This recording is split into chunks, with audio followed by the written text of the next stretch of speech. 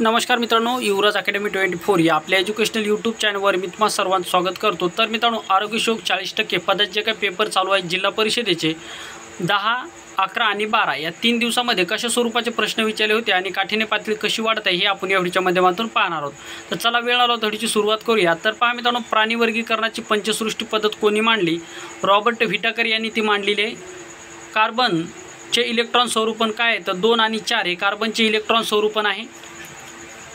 डोळ्यामध्ये जी काय बाहुली हिचं कार्य काय? तर डोळ्यामध्ये जाणारा प्रकाश नियंत्रित करणे हे बाहुलीचं कार्य आहे। त्याच्यानंतर 1920 मध्ये सुरू झालेल्या मूकनायक हे खालीलपैकी कोणी चालू केले? तर डॉक्टर बाबासाहेब आंबेडकर यांनी ते चालू केले होतं।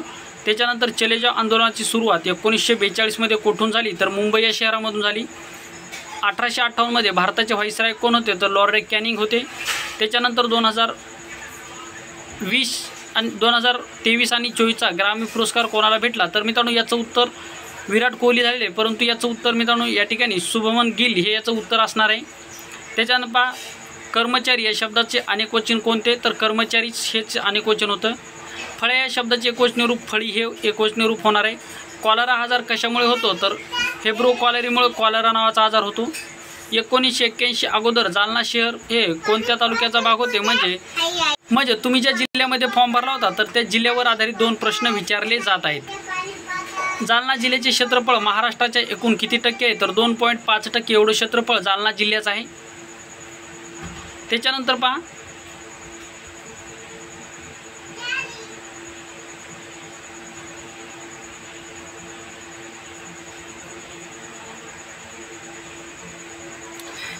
पहा, मित्रांनो, आजच्या शिफ्टमध्ये प्रश्न विचारले होते।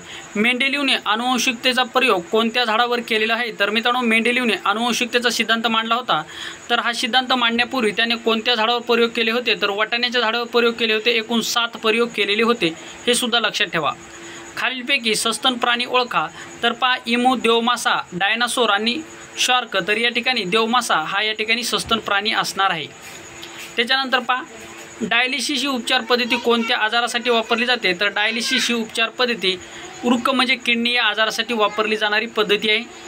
त्याच्यानंतर पेसमेकर हे उपकरण कोणत्या रुग्णासाठी वापरतात? तर हृदयविकाराच्या रुग्णासाठी पेसमेकर हे उपकरण वापरतात। धुण्याच्या सोड्याचे रासायनिक नाव विचारलेलं होतं। तर धुण्याच्या सोड्याचे रासायनिक नाव सोडियम कार्बोनेट आहे। जर तुम्हाला खाण्याच्या सोड्याचं रासायनिक नाव जर विचारलं तर सोडियम बायकार्बोनेट हे खाण्याच्या सोड्याचं रासायनिक नाव असणार आहे। त्याच्यानंतर पहा, प्रकाश संश्लेषणासाठी कोणता पदार्थ आवश्यक असतो? तर प्रकाश संशोधनासाठी झाले तर प्रकाश संश्लेषणासाठी क्लोरोफिल हा महत्त्वाचा घटक आहे। मित्रांनो, लक्षात ठेवा, प्रकाश संश्लेषणासाठी क्लोरोफिल हा महत्त्वाचा असतो। पानाला हिरवा रंग कशामुळे येतो? तर क्लोरोफिलमुळेच पानाला हिरवा रंग सुद्धा येत असतो। हा प्रश्न मित्रांनो ग्रामसेवक भरतीला सुद्धा विचारला जाईल, त्यामुळे हा ग्रामसेवकची परीक्षा होणार आहे, या परीक्षेसाठी मित्रांनो हा प्रश्न महत्त्वाचा असू शकतो। प्रश्न असा विचारला जाईल की पानामध्ये हिरवा रंग कशामुळे येतो? तर क्लोरोफिल या रसायनामुळे पानामध्ये हिरवा रंग येत असतो। त्याच्यानंतर पहा, इस्रो ही संस्था कोणत्या क्षेत्राशी कार्य करते? तर इस्रो नावाची जी काही संस्था आहे ही अवकाश यानाशी संबंधित महत्त्वाचं कार्य करते। भारताने सोडलेला पहिला उपग्रह कोणता होता? तर आर्यभट्ट हा भारताने सोडलेला पहिला उपग्रह होता। कधी सोडला? तर 1975 मध्ये सोडलेला होता, लक्षात ठेवा।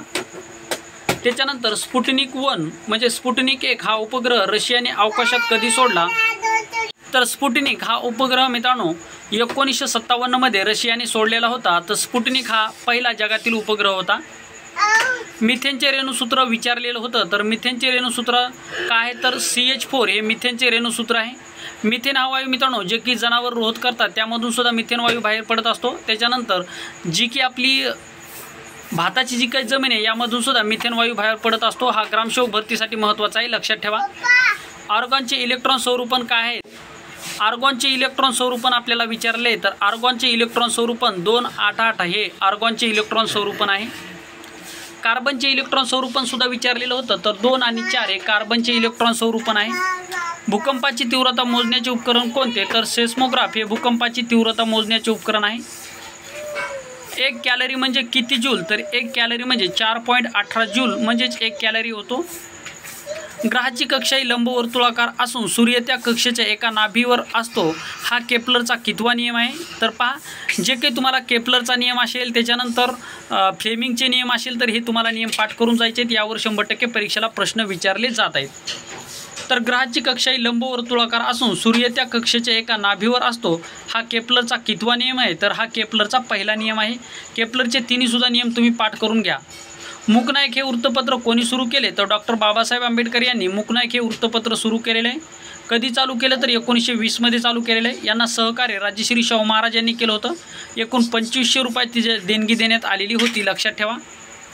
त्याच्यानंतर खालीलपैकी कोणता धातू द्रव स्वरूपामध्ये असतो? तर गॅलियम हा धातू द्रव स्वरूपामध्ये असतो. इन्सुलिन हे संप्रेरक कोणत्या ग्रंथीमधून स्रावत असते? तर स्वादुपिंड या ग्रंथीमधून इन्सुलिन स्रावत असते.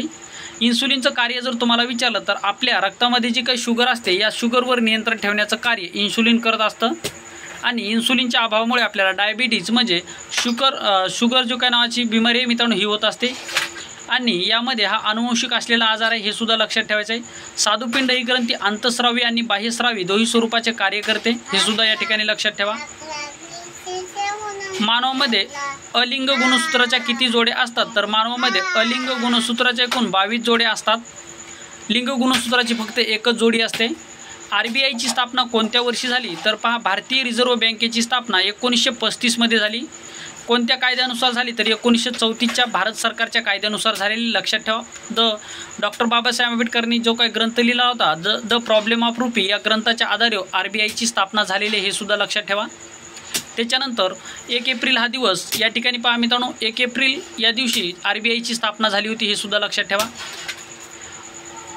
आंतरगोल भिंगाद्वारे मिळणाऱ्या प्रतिमा खालीलपैकी कोठे निर्माण होतात? तर नाभी F2च्या अंतरावर निर्माण होत असतात. हिरा व ग्राफाईट ही कशाची अपरूपे आहेत? तर हिरा व ग्राफाईट ही कार्बनची अपरूपे आहेत. भारताचे पहिले व्हाईसराय कोण होते? तर भारताचे पहिले व्हाईसराय मित्रांनो लॉर्ड कॅनिंग हे भारताचे पहिले व्हाईसराय होते. 1857चा जो काय उठाव झाला यामध्ये महत्त्वाचे कार्य कोणी केले? तर पहा, लॉर्ड कॅनिंग यांनी केलं होतं. असा सुद्धा प्रश्न विचारला आहे की 1857चा उठाव मोडून काढण्यामध्ये इंग्रजाचा कोणत्या गव्हर्नरने कार्य केले? तर लॉर्ड कॅनिंग यांनी केलेले, लक्षात ठेवा. लॉर्ड कॅनिंग हा भारताचा शेवटचा गव्हर्नर आणि पहिला व्हाईसराय होता, हे सुद्धा लक्षात ठेवा. 1958 मध्ये पहिल्यांदा व्हाईसराय हे पद या ठिकाणी निर्माण करण्यात आलेलं आहे. लॉर्ड कॅनिंग आणि इंग्लंडची राणी जी काय होती तर तिचा जाहीरनामा अलाहाबाद या ठिकाणी लॉर्ड कॅनिंग यांनीच वाचून दाखवला होता, हे सुद्धा लक्षात ठेवा.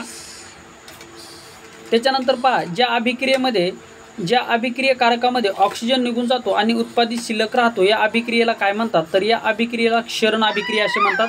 म्हणजे काय अभिक्रिया हा टॉपिक आहे, यावर आधारित तुम्हाला प्रश्न विचारले जात आहेत. खालीलपैकी कोणते पोषण तत्व नाही? तर पहा, पाणी हे पोषण तत्व नाही. प्रथिने, स्निग्ध पदार्थ आणि जीवनसत्वे ही पोषक तत्वे आहेत. पाणी मात्र पोषक तत्व नाही, लक्षात ठेवा.